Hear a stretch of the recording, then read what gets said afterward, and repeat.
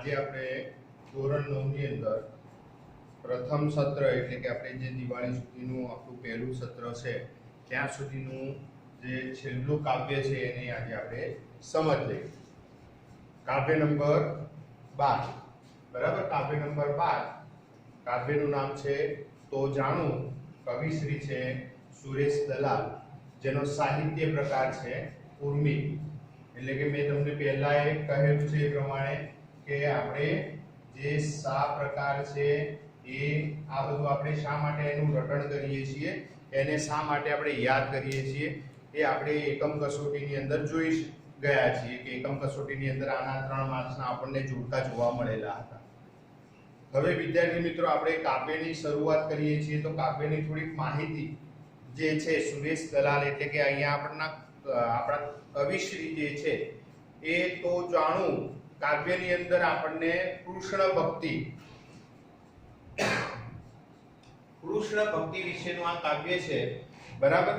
શ્રી કૃષ્ણ ભગવાનને પામવા માટે એટલે કે એમની નિકટ જવા માટે ગોપી દ્વારા શ્રી કૃષ્ણ ભગવાનને જે એને ઘાઘર ઉતારવાની વાત કરી છે કે તમે પહાડ એટલે કે ગોવર્ધન પર્વત ઉચક્યો હતો, એ વાત સાચી હશે. પરંતુ જો તમે આ બધું કર્યું હશે એ બધું હું ક્યારે માનું? જ્યારે તમે મારી ગાગર એટલે કે અહીંયા આપણે શબ્દ લખેલો જ છે કે ઘડો. પ્રાચીન સમયની અંદર એટલે કે જૂના જમાનાની અંદર જો તમે માટલા જુઓ ને તો સાંકડું હોય એટલે કે ઉપરથી એકદમ સાંકડું હોય, નીચે મોટું ઘડા જેવું હોય, જે આપણે માટલું જ કહીએ છીએ, પરંતુ એ થોડુંક અલગ પ્રકારની ગાગર આવે, બરાબર.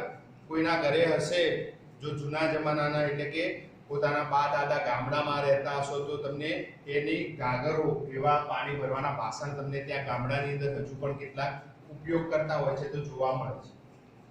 તો અહીંયા ગોપી જે છે એટલે કે કવિશ્રી દ્વારા અહીંયા ગોપીને અનુસંધાને કહી અને કાવ્યની શરૂઆત કરવામાં આવી છે કે મારી ગાગર ઉતારો તો હું જાણું કે બ્રાજ તમે ઉચક્યો તો પહાડને. એની ધ્રુવ પંક્તિ છે એટલે કે કાવ્યની અંદર એક પંક્તિનું વારંવાર પુનરાવર્તન થતું હોય એને આપણે ધ્રુવ પંક્તિ કહીએ છીએ. તો અહીંયા એ ગાગર વાળી જે ધ્રુવ પંક્તિ છે કે મારી ગાગર ઉતારો તો જાણું કે રાજ તમે ઉચક્યો તો પહાડને. પહાડ મીન્સ કે પર્વત. ગોપી જે છે એ ગોપી અહીંયા શ્રી કૃષ્ણ ભગવાનને નિકટ આવવા માટેના આ પ્રયત્ન છે. પ્રાચીન સમયની અંદર આપણે કેટલાક પ્રાચીન સમયની વાતો કરીએ તો એની અંદર એવું છે કે કોઈ સ્ત્રી ગાગર લઈ એટલે કે માટલું એટલે કે ઘડો લઈને જતી હોય અને જો એનો ઘડો, પ્રાચીન સમયની વાત કરું છું વિદ્યાર્થી મિત્રો, એટલે કે એવું છે કે એ વખતે એવું કહેવામાં આવતું કે એના પતિ સિવાય બીજું કોઈ ઘડો એની જોડેથી ઉચકી શકે નહીં. એટલે અહીંયા ગોપીનો ભાવાર્થ એ પ્રમાણેનું છે. કેમ? કારણ કે ગોપીને શ્રી કૃષ્ણ જે છે એ ભગવાન શ્રી કૃષ્ણની નિકટ આવવા માટે ગોપી જે છે પોતાની ગાગર એમની પાસે ઉતારવાની વાત કરે છે. કેમ? કારણ કે ગોપીને એવું છે કે એક વખત શ્રી કૃષ્ણ ભગવાન જો એની ગાગર ઉતારે તો એમની નિકટ જવાનો એને મોકો મળે. સાથે સાથે એની સાથે એટલે કે ગોપીને એવો પણ ભાવ છે કે જો ભગવાન શ્રી કૃષ્ણ એની ગાગર ઉતારે તો એને પોતાના મનથી પોતાનો ભરથાર એટલે કે પોતાના પતિ તરીકેનું પણ અહીંયા શ્રી કૃષ્ણને પોતાનું પતિ તરીકેનું પણ રૂપ આપવા માટે ગોપી તૈયાર છે. કેમ? કારણ કે શ્રી કૃષ્ણ એ ભગવાન છે અને ભગવાનને પામવા માટે દરેક સ્ત્રી ઉત્સાહી હોય. અહીંયા દરેક ગોપીની મનોવ્યથા એક જ છે કે ભગવાન કઈ રીતે પ્રાપ્ત થાય, ભગવાન શ્રી કૃષ્ણ એમને કઈ રીતે મળે. એ અહીંયા આપણને કાવ્યની અંદર કવિશ્રીએ સરસ મજાની ઉર્મી ગીતની અંદર અહીંયા આપણને દર્શાવ્યું છે.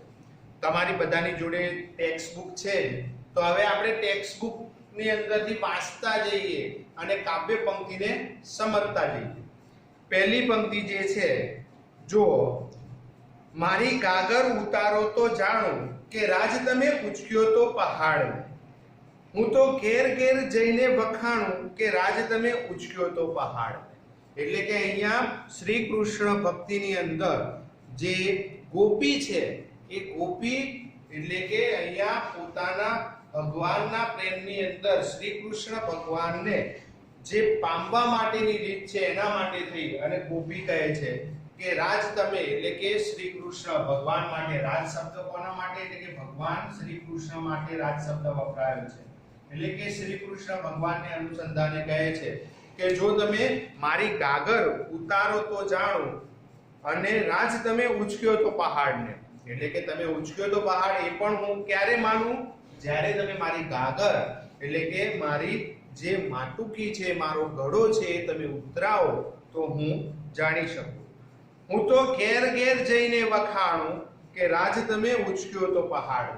વખાણવું મીન્સ કે પ્રશંસા કરવી. એટલે કે જો ભગવાન તમે મારી જે ઈચ્છા છે એટલે કે તમે જો મારી ગાગર ઉતારો તો હું તમારી જે તમે ગોવર્ધન પર્વત ઉચક્યો હતો ટચલી આંગળી ઉપર એ જે પણ વાત છે એ ઘેર ઘેર એટલે કે ગોકુળના દરેકે દરેક ઘેર ઘેર જઈ અને તમારા જે આ કામ કરેલું હતું ગોવર્ધન પર્વત ઉચક્યો હતો એના વખાણ એની પ્રશંસા જે છે હું દરેકના ઘરે જઈને કહેવા માટે તૈયાર છું. પણ ક્યારે? જો તમે મારી ગાગર ઉતારો તો હું જાઉં. હવે શ્રી કૃષ્ણ ભગવાનની કેટલીક દૈનિક ક્રિયાઓ છે અને દૈનિક ક્રિયાઓ દરમિયાન એ કામ બધા સરળ છે એવું કહી અને ગોપી એટલે કે અહીંયા જે શ્રી કૃષ્ણ ભગવાનને નિકટ પામવા માટે એમના કઈ કામ છે જ નહીં એવું અહીંયા ગોપી દ્વારા એટલે કે અહીંયા આપણને કવિશ્રી દ્વારા એવું વર્તન ગોપી કહે છે કે તમારા કઈ કામ નથી. એટલે કે માત્ર ને માત્ર તમારા જે કામ છે એ સામાન્ય છે, જ્યારે મારા કામ જે છે એ અઘરા છે અને જો તમે એ કામ કરીને બતાવો તો હું તમને માનું કે તમે શ્રી કૃષ્ણ ભગવાન છો. નેક્સ્ટ પંક્તિમાં જુઓ. આખો દિન વાંસળીને હાથમાં રમાડ્યો કાન. કાન મીન્સ કે શ્રી કૃષ્ણ ભગવાન. આખો દી વાંસળીને હાથમાં રમાડો કાન એમાં સો જાજા વેતા. જાજા વેતા મીન્સ કે હા વધારે પડતું દહેપણ. એટલે કે તમે હાથની અંદર જે શ્રી કૃષ્ણ ભગવાન છો તમે હાથની અંદર મોરલી વગાડો છો. વાંસળી દી એટલે કે આખો દિવસ. દી મીન્સ કે દિવસ.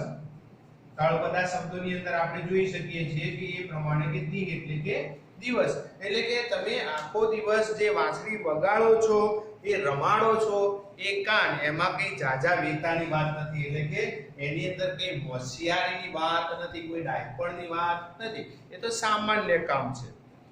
નેક્સ્ટ એના પછીની પંક્તિ જુઓ. એની અંદર ગોપી કહે છે કે અમારા કામ કેવા છે. કાંટાળી કેડી પર ગાગર લઈને અમે આવતા જતાને સ્મિત દેતા. એટલે કે અમારું કામ જુઓ એટલે કે તારું કામ તો માત્ર વાંસળી વગાડવાનું છે. દિવસ દરમિયાન જ્યારે અમે અહીંયાથી જતા હોઈએ આવતા હોઈએ તો તું તો ખાલી વાંસળી જ વગાડતો હોય છે. તારું કોઈ કામ જે છે એ કઈ એની અંદર ઝાઝા વેતા એટલે કે વધારે પડતી હોશિયારી અથવા તો ડાયપણ જેવી કોઈ વાત નથી. અમારા કામ તો કાંટાળી કેડી એટલે કે અમારે આ જે કાંટાળી કેડી છે એટલે કે જે પાતળો જે રસ્તો છે, કેડી મીન્સ કે સાંકડો રસ્તો જે છે, પગ રસ્તો જે છે એના ઉપર અમે ગાગર લઈને એટલે કે કાંટાળી કેડી પર ગાગર લઈને અમે આવતા જતા અને સ્મિત દેતા. એટલે કે અમારું કામ જો કે અમે હવે આવી કાંટાળી કેડી જે છે રસ્તો જે છે જેની ઉપર કાંટાએ પડેલા છે એવા રસ્તા ઉપર અમે ચાલતા ચાલતા જઈએ છીએ અને તારી સામે જોઈને અમે સ્મિત એટલે કે અમે થોડું મીઠું મધુરું હસી પણ દઈએ છીએ. નેક્સ્ટ એના પછીની પંક્તિ જુઓ. હું તો વહેતી જમુનાને આણું. હું તો વહેતી જમુનાને આણું. આણું મીન્સ કે લાવવી.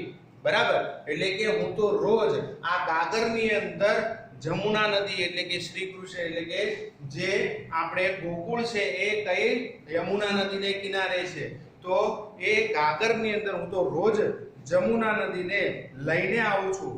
મારી ગાગર ઉતારો તો જાણું કે રાજ તમે ઉચક્યો તો પહાડને. એટલે કે તમે મારી ગાગર ઉતારો તો પ્રભુ હું જાણું કે તમે ઉચક્યો તો પહાડ. બાકી હું માનવા માટે તૈયાર નથી કે તમે પહાડ ઉચક્યો હતો કે નહોતો ઉચક્યો એ મને ખબર નથી, પરંતુ જો તમે મારી ગાગર ઉચકો તો હું એ માની લઉં કે ચોક્કસ તમે શું એટલે કે ગોવર્ધન પર્વત ઉચક્યો હતો.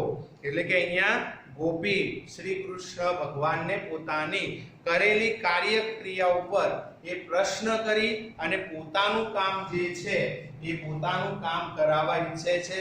અને સાથે સાથે શ્રી કૃષ્ણ ભગવાન જ્યારે એની ગાગર ઉતારવા માટે આવે તો એના નજીક આવે, એના નિકટતમ આવે, એવી અહીંયા ગોપીની ઈચ્છા વ્યક્ત થયેલી આપણે જોઈ શકીએ છીએ. નેક્સ્ટ એના પછી ની કાવ્ય પંક્તિ જુઓ. ડચકારા દઈ દઈને ગાયો ચરાવે ને છાયામય ખાય લો પોરો. એટલે કે અહીંયા શું કહે છે કે ડચકારા દઈ દઈને, ડચકારા મીન્સ કે આપણે જે ગાય આવે છે, કૂતરું આવે છે તો એને ભગાડવા માટે અથવા તો એને ત્યાંથી હંકારવા માટે જે ડચ ડચ અવાજ કરીએ છીએ એ અવાજની વાત કરે છે. એટલે કે ગોપી કહે છે કે તમારું કામ તો શું છે કે સામાન્ય કામ છે કે ડચકારા દઈ દઈને ગાયો ચરાવી ને છાયામાં ખાઈ લેવો પોરો. પોરો પોરો મીન્સ કે થાક ખાવ. પોરો એટલે કે થાક ખાવ, આરામ કરવો. એટલે કે પોરાની અંદર એટલે કે તમારે તો કેવું કે ડચકારા દઈ દઈને ગાયોને આગળ ચલાવી જવાની છે અને પછી જ્યાં છાયામહી એટલે કે છાયડાની અંદર જ્યાં છાયડો આવે ત્યાં આરામ એટલે કે થાક ખાઈ લેવાનો છે, ત્યાં આરામ કરી લેવાનો છે. એની અંદર કોઈ મોટું કામ નથી. એના માટે જો હવે ગોપી એમ કહે છે કે ચપટીમાં આવું તો કામ કરી નાખે અહીં નાનકડો ગોકુળનો છોરો.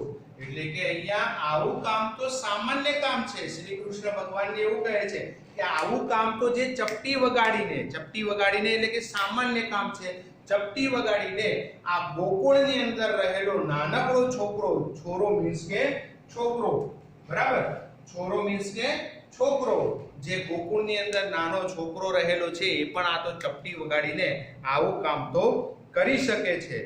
ફરી ફરી નહીં આવે ટાણું. ફરી ફરીને એટલે કે નેક્સ્ટ પંક્તિની અંદર ગોપી પોતાને એટલે કે શ્રી કૃષ્ણ ભગવાનને નિકટ લાવવા માટે એવું કહે છે કે ફરી ફરીને આવું ટાણું. ટાણું મીન્સ કે સમય, વખત, બરાબર. એટલે કે આવો સમય ફરી ફરીને આવશે નહીં.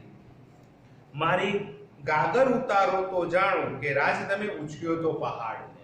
એટલે કે રાજ એટલે કે મારી ગાગર ઉતારો તો હું જાણું શ્રી કૃષ્ણ ભગવાન, જો તમે મારી ગાગર ઉતારો તો હું જાણું, તો હું માની લઉં કે તમે રાજ એટલે કે શ્રી કૃષ્ણ ભગવાન તમે ગોવર્ધન પર્વત ઉચક્યો હતો એવું હું માની લઉં. એટલે કે અહીંયા આપણે જોઈ શકીએ છીએ કે જે ગાગર છે એટલે કે ગોપી શ્રી કૃષ્ણ ભગવાનના જે પણ પ્રશ્નો છે એને માત્ર ને માત્ર સામાન્ય ગણી અને એમને શ્રી કૃષ્ણ ગેલું લાગેલું છે માટે એ શ્રી કૃષ્ણ ભગવાનની નજીક આવવા માટે, નિકટ આવવા માટે એ ઘણા બધા બહાના શોધે છે. તો પહેલા આપણે જોઈ શકીએ કે તમે જો મારી ગાગર ઉતારો તો તમારા વખાણ જે છે હું ઘેર ઘેર જઈને કરું. નેક્સ્ટ એના પછી કહે છે કે તમારું તો જે દિવસભરનું કામ છે વાંસળી વગાડવી, એની અંદર કોઈ બેતા એટલે કે કંઈ વધારે પડતી ડાયપણની જરૂર નથી. તમે મારી એની જગ્યાએ મારું કામ કરો. કાંટાળી કેડી ઉપર એટલે કે કાંટાવાળા રસ્તા ઉપર, પગ રસ્તા ઉપર અમે જે ચાલીએ છીએ એ ચાલો તો હું જાણું. નેક્સ્ટ એના પછી આપણે જોઈ શકીએ છીએ કે એવું કહે છે કે તમારા કામ તો કઈ છે જ નહીં. જ્યારે હું તો રોજ જમુના નદીને ગાગરની અંદર એટલે કે ગળાની અંદર ભરી આણી મીન્સ કે ભરીને લઈ જવું, આણીને એટલે કે લઈ જવું. એટલે કે તમારા જે તમે જે કાર્ય કરો છો એના કરતા મારા કામ જે છે એ ખૂબ જ કપરા કામ છે એવું અહીંયા ગોપી વ્યક્ત કરે છે. નેક્સ્ટ એના પછી કહે છે કે તમારું કામ શું? તો ડચકારા દઈ દઈને, ડચકારા મીન્સ કે જે આપણે ગાય બળદ જે આવે છે એને આપણે ડચકારા મીન્સ કે જે ડચ નો અવાજ આવે છે આવી રીતે એ ડચ કરી અને તમે જે ગાયો ચરાવો છો એ ગાયો ચરાવવાની અંદર અથવા તો એની અંદર કઈ કાર્ય એટલે કે કઈ મુશ્કેલ કાર્ય નથી.